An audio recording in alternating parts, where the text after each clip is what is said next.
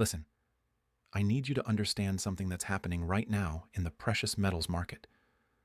Something that most people won't realize until it's too late. And by the time they figure it out, the opportunity will be gone. We're sitting at a critical inflection point, the kind that only comes around once every few years. And if you're watching this video, you're one of the few people who's going to see what's really happening before the crowd catches on. Let me paint you a picture of what's unfolding right now. Gold just broke through a major resistance level that it's been testing for months. We're talking about a technical barrier that's held prices down through multiple attempts. And when I say broke through, I don't mean it barely squeaked past. It shattered through with the kind of volume that tells you something big is moving. But here's what makes this different from every other breakout we've seen. The smart money has been positioning for this for months. While retail investors were distracted by stock market rallies and crypto volatility, institutional players were quietly accumulating physical metal at levels we haven't seen since the financial crisis. I'm talking about central banks, the very institutions that are supposed to maintain confidence in fiat currencies. They've been buying gold at a pace that's absolutely unprecedented. In the last quarter alone, central bank purchases hit levels that broke every record in the modern era. Think about what that means. The people who print money are trading that money for gold as fast as they possibly can. Now, you might be thinking, I've heard this before. Gold's always supposed to be going up. And you're right to be skeptical. But what's happening right now isn't just another gold bug prediction. This is about fundamental supply and demand dynamics that are creating a perfect storm. Let me break down what's really driving this. First, you've got the supply side. Gold production has been declining for years. The easy gold has been mined. The big discoveries that used to happen regularly, they're not happening anymore. Mining companies are spending more money to extract less gold from increasingly difficult locations. The all-in sustaining costs for major producers have been climbing steadily, and we're now at a point where many mines are barely profitable at current prices. But that's just the beginning. The real story is what's happening with physical demand. And I'm not talking about jewelry or small retail purchases. I'm talking about massive institutional accumulation that's draining available supply from the market. China has been on an absolute buying spree. Their central bank has been adding to reserves month after month, and that's just what they're reporting officially. Industry insiders believe the actual accumulation is far higher. They're not just buying for reserves either. Chinese citizens are purchasing physical gold at rates that are breaking records. Walk into any gold shop in major Chinese cities, and you'll see lines of people converting their savings into metal. India's demand has been surging too. Despite government attempts to discourage gold purchases through import duties and regulations, Indian consumers keep buying. It's cultural, it's traditional, and it's accelerating. Wedding season alone creates demand spikes that strain global supply chains. But here's where it gets really interesting. The BRICS nations have been making moves that most Western media isn't covering adequately. They're not just buying gold. They're building an alternative financial system with gold as a cornerstone.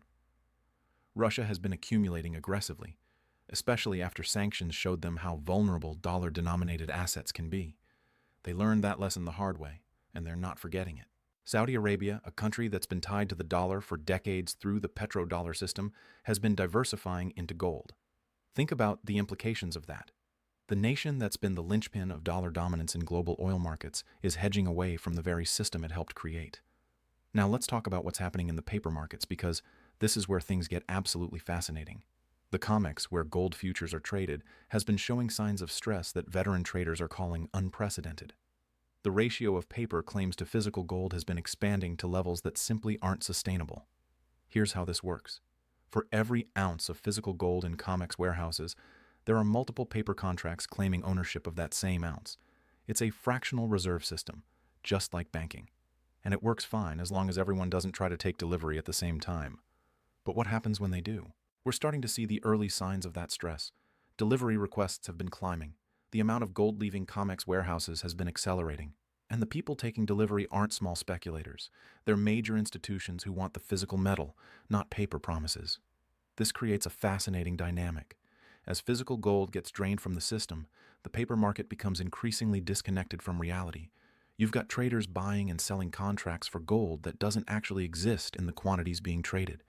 It's a game of musical chairs, and the music is starting to slow down. Let me tell you about something that happened back in the early 2000s that most people have forgotten. There was a period where the gold market experienced what traders call a squeeze. Physical demand overwhelmed available supply, and prices went parabolic.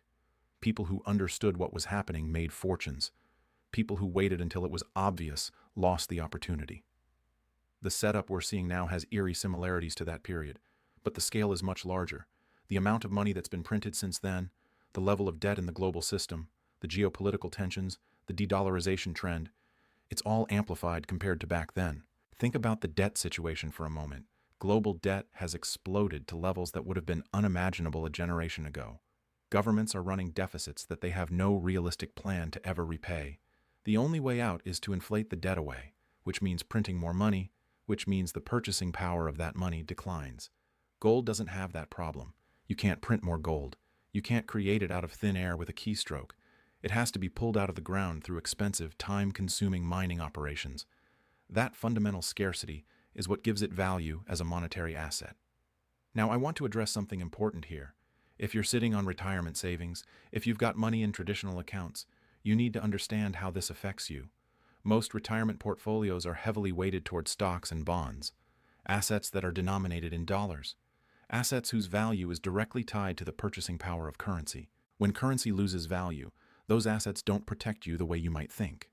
Sure, stock prices might go up in nominal terms, but if the dollar is losing purchasing power faster than your stocks are appreciating, you're actually losing wealth. You're running on a treadmill that's speeding up. This is where physical precious metals play a different role. They're not about getting rich quick. They're about preserving purchasing power across time. They're about having a portion of your wealth in something that can't be devalued by government policy or central bank decisions. Quick aside here. If you're sitting on $100,000 or more in retirement accounts, I put together a free guide on how gold IRAs work. It's in the description below. It covers how to get physical gold into your retirement account without triggering tax penalties. Worth checking out if that's relevant to your situation. Anyway, back to what's happening in the market right now. The technical picture is setting up in a way that has traders extremely bullish. We've got a breakout from a multi-month consolidation pattern. We've got moving averages aligning in a bullish configuration. We've got momentum indicators showing strength. But more importantly, we've got the fundamental backdrop supporting higher prices. Let me walk you through what the charts are telling us. Gold spent months building a base, consolidating gains, working off overbought conditions. That's healthy price action. It's what you want to see before a sustained move higher. During that consolidation, weak hands got shaken out. People who bought hoping for quick gains got frustrated and sold. That selling pressure got absorbed by stronger hands who were willing to accumulate at those levels. Now we're seeing the breakout from that base. And the volume behind the move is telling you that this isn't a false breakout. This is real buying pressure from participants who are willing to pay up for exposure. When you see that kind of conviction in the buying, it typically leads to sustained moves. The next major resistance level is significantly higher from here. We're talking about a move that could happen faster than most people expect. And here's the thing about breakouts from long consolidation patterns. They tend to move quickly once they get going. The longer the base, the more powerful the eventual move. But let's talk about the timeline, because this is crucial. We're heading into a period where several factors are converging. You've got year-end positioning by institutional investors. You've got geopolitical tensions that show no signs of easing. You've got central banks that are likely to continue their buying programs. You've got supply constraints that aren't going away. All of these factors are coming together right now. Not next year, not in 6 months, right now. And the window to position yourself before the crowd figures this out is closing rapidly. Think about how markets work. By the time something becomes obvious to everyone, the easy money has already been made. The people who profit the most are the ones who see what's coming before it's on the front page of every financial publication. They're the ones who act while others are still debating whether it's real. I've been watching precious metals markets for years, and I can tell you that the setup we're seeing right now is rare. You don't get these opportunities often, and when you do, you have to recognize them and act decisively. Let me tell you about what happened to people who hesitated during previous major moves in gold. Back when gold was breaking out in the early 2000s, there were plenty of skeptics. People who said it was overvalued at $400 an ounce, then $500, then $600. They kept waiting for a pullback that would let them buy cheaper, and they watched as gold went to $1,900 an ounce. The people who made life-changing wealth from that move weren't the ones who tried to time the perfect entry. They were the ones who recognized the fundamental drivers and positioned themselves early.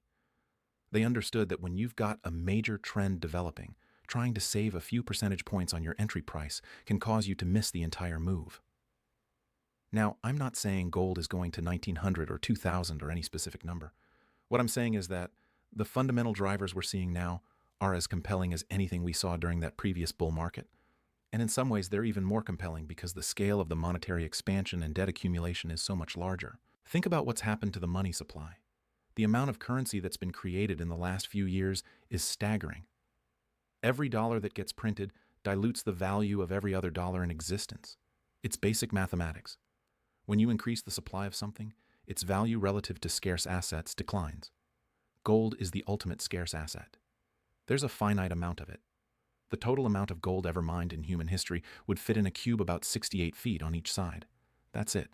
All the gold that's ever been discovered, refined, and held by every person, every government, every institution in the world. One cube that would fit inside a large building. Compare that to the amount of currency that exists, trillions upon trillions of dollars, euros, yen, yuan.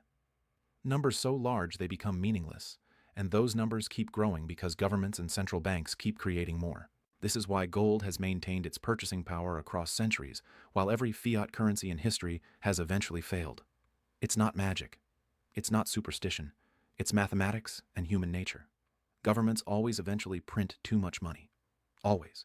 And when they do, people flee to assets that can't be printed. We're watching that process unfold in real time right now. The flight to real assets is accelerating. And gold, as the most liquid, most widely recognized store of value, is where a lot of that capital is flowing. But here's what most people miss. This isn't just about gold going up in dollar terms. It's about gold maintaining its purchasing power while the dollar loses its purchasing power. If gold goes from $2,000 to $3,000 an ounce, but the dollar loses 30% of its purchasing power, did gold really go up? Or did the dollar go down? This is the perspective shift that's crucial to understand. You're not betting on gold going up. You're protecting yourself against currency going down. It's a defensive move as much as it is an offensive one. Now let's talk about what happens when this really gets moving. When the crowd finally figures out what's happening and rushes in, that's when you see the parabolic moves. That's when prices can double or triple in a matter of months. Not because the fundamentals changed overnight, but because human psychology takes over. Fear of missing out is a powerful force.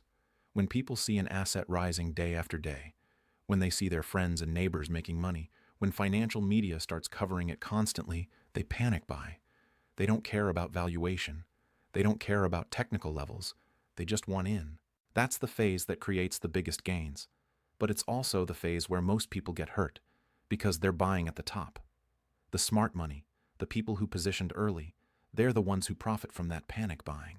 They're selling to the late arrivals at inflated prices. You don't want to be the late arrival. You want to be the person who bought before it was obvious, before your neighbor was talking about it, before it was on the evening news. That's how you capture the real gains. And right now, we're still in that early phase. Yes, gold has been moving. Yes, it's broken out. But the general public isn't paying attention yet. Retail investors are still focused on tech stocks and crypto and whatever the latest trend is. They're not thinking about precious metals. That gives you a window, a brief period where you can still position yourself before the herd arrives. But that window is closing. Every day that passes, more people figure it out. Every article that gets written, every analyst that turns bullish, every institution that announces purchases, it brings us closer to that tipping point where everyone wants in at once. The title of this video says you have until Friday. That's not arbitrary. That's based on specific market dynamics that are unfolding right now. There are technical levels being tested. There are options expiring. There are institutional rebalancing flows happening. All of these create a specific window where conditions are optimal. After Friday, things could look very different. Prices could gap higher. Availability could tighten. The easy entry point could be gone. I'm not trying to create false urgency. I'm telling you what the market structure is showing. Professional traders understand this. They know that markets don't wait for you to be ready. They move when they move, and you either position yourself in time or you miss it. It's that simple. Think about every major market move you've witnessed in your lifetime. The people who profited weren't the ones who waited for confirmation. They were the ones who saw the setup developing and acted before it was obvious. They were willing to be early, to endure some uncertainty, because they understood that being early is better than being late. This is one of those moments. The setup is there, the fundamentals are there, the technical picture is there. The only question is whether you're going to act on it or watch it happen from the sidelines. I want you to imagine two scenarios. In the first scenario, you take action now. You allocate a portion of your portfolio to physical precious metals. Over the next 6 to 12 months, gold moves significantly higher. Your position appreciates. You've protected and grown your wealth. You feel smart for recognizing the opportunity. In the second scenario, you hesitate. You want to wait and see. You want more confirmation. Gold starts moving higher. You tell yourself you'll buy on the next pullback. But the pullback doesn't come. Or when it does, it's to a level higher than where you could have bought today. You watch the move happen without you. You feel frustrated for missing it. Which scenario do you want to be in? Because one of them is going to happen. The market doesn't care about your hesitation. It doesn't wait for you to feel comfortable. It moves based on supply and demand. And right now, those forces are aligning in a very specific direction. The smart money has already made their decision. Central banks have made their decision. Major institutions have made their decision. They're accumulating physical metal as fast as they can. The only question is whether you're going to join them or watch from the sidelines. This isn't about speculation. This isn't about trying to get rich quick. This is about recognizing a major shift in the global monetary system and positioning yourself accordingly. It's about understanding that the rules of the game are changing and adapting your strategy to match the new reality. The old playbook of 60-40 stocks and bonds, of trusting that the dollar will maintain its value, of assuming that government debt doesn't matter, that playbook is obsolete. The world has changed. The amount of debt, the amount of money printing, the geopolitical tensions, the de-dollarization trend, all of it points to a new paradigm. In this new paradigm, physical assets matter. Scarcity matters. Assets that can't be printed or created out of thin air matter. Gold has been money for 5,000 years. It's been a store of value across empires and civilizations. It's survived every currency collapse, every financial crisis, every government default. That track record isn't an accident. It's a reflection of fundamental properties that make gold uniquely suited to preserve wealth across time. And in an era where currency debasement is accelerating, where trust in institutions is declining, where the global monetary system is being restructured, those properties become more valuable than ever. You're watching history unfold. Future generations will look back at this period and see it as a major turning point. The question is whether you'll be able to tell them you recognized it and acted, or whether you'll have to admit you saw it happening but didn't do anything about it. The choice is yours, but the window is closing. After Friday, the opportunity may look very different. Prices may be higher. Availability may be tighter. The easy entry point may be gone. Don't let hesitation cost you this opportunity. Don't be the person who looks back 6 months from now wishing they had acted when they had the chance.